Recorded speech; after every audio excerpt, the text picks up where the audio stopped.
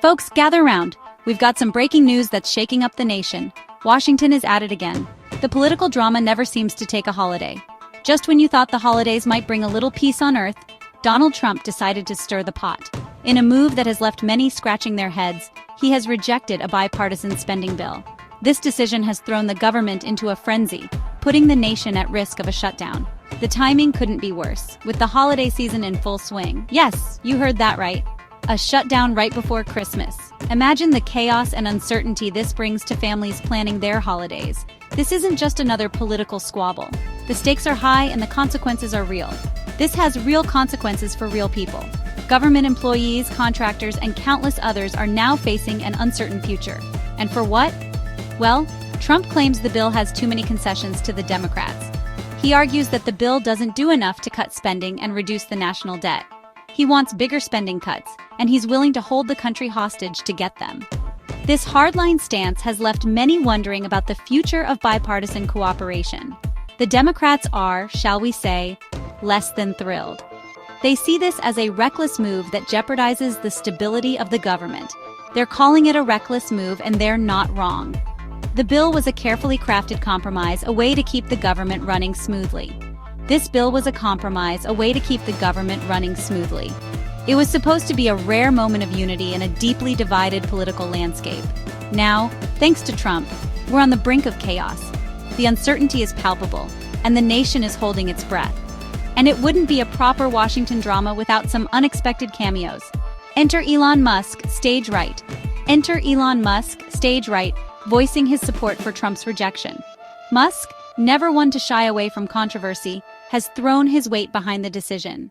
Seems like Musk and Trump are singing from the same hymn sheet these days, and that hymn is called Shutdown Carol. Their alliance has added a new layer of complexity to an already tangled situation. Stay tuned, folks. This is just the first act. The political theater in Washington is far from over, and the next few days promise to be filled with more twists and turns. As always, we'll be here to keep you updated on every development. All right, folks, let's break it down. What exactly a government shutdown? Picture this. The music stops in Washington, the lights flicker, and Uncle Sam is left scrambling for loose change. In simple terms, it's when Congress fails to agree on a budget and the government runs out of money to operate. No cash, no work. Sounds simple, right? Well, it's not. Essential services like national security and emergency response, they keep chugging along, thankfully. But everything else, national parks, closed, passport offices, closed, federal employees, many get sent home without pay, which is a real kick in the pants, especially around the holidays. Shutdowns create uncertainty, disrupt lives, and cost the economy a pretty penny. It's basically a giant game of chicken, with politicians using the livelihoods of everyday Americans as bargaining chips. So buckle up, folks. If this shutdown goes ahead, it's going to be a bumpy ride. Now, this isn't Washington's first rodeo. The halls of Congress have echoed with the sounds of gridlock and shutdowns more times than we care to remember. We've been down this road before, and let me tell you, it's not a scenic route. It's a path filled with frustration, uncertainty, and economic turmoil. Remember 2013? 16 days of government gridlock. It was a time when the nation held its breath, waiting for a resolution that seemed like it would never come. Parks were closed, services were halted, and the economy took a hit. Families had to cancel vacations, businesses lost revenue, and the stock market wavered under the pressure. And who could forget the epic shutdown of 2018 to 2019? A record-breaking 35 days. It was the longest shutdown in U.S. history, leaving a lasting impact on countless lives. That's right, folks. 35 days of political bickering while the country held its breath. People stood in long lines waiting for services that were no longer available, and the streets of Washington, D.C. were eerily empty. Talk about an expensive New Year's resolution. The shutdown spanned the holiday season, casting a shadow over celebrations and leaving many to wonder when the madness would end. These shutdowns weren't just political theater. They had real consequences. The ripple effects were felt far and wide, touching every corner of the nation. People missed paychecks, businesses suffered, and trust in government eroded even further. Federal employees were left in limbo, unsure of when they would see their next paycheck, and small businesses struggled to stay afloat without government contracts. It's a stark reminder that when politicians play games, It's the American people who pay the price. The frustration and anger were palpable as citizens took to the streets to voice their discontent. So as we stand on the precipice of another shutdown, it's worth remembering the lessons of the past. The stakes are high, and the consequences are real. Hopefully, our elected officials will choose a different path this time around. A path that prioritizes the well-being of the nation over political point scoring.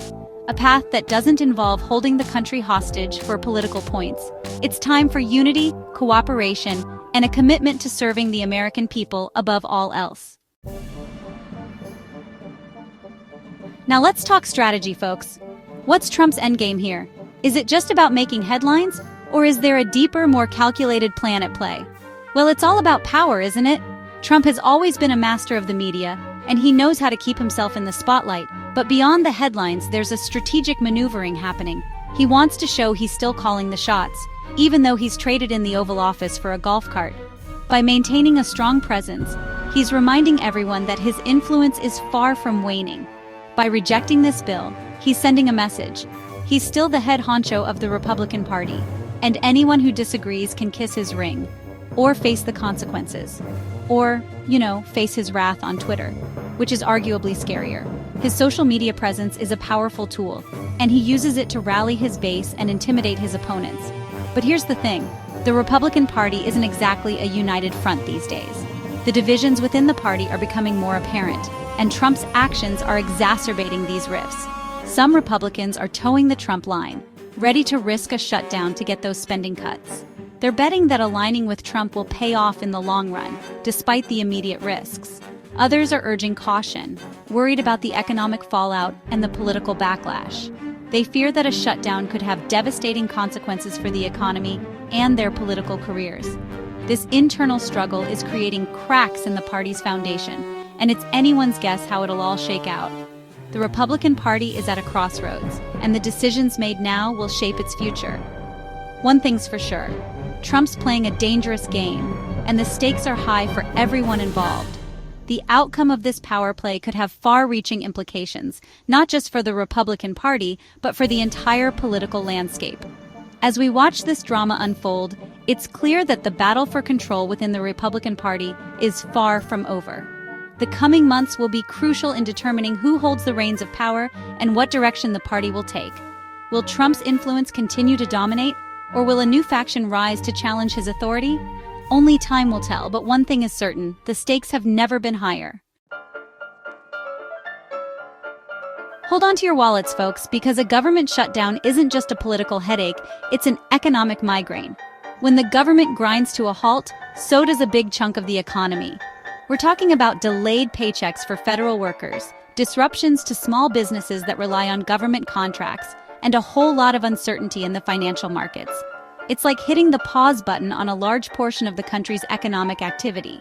Remember those national parks we talked about? They bring in billions of dollars in tourism revenue. Shut them down, and that's money down the drain.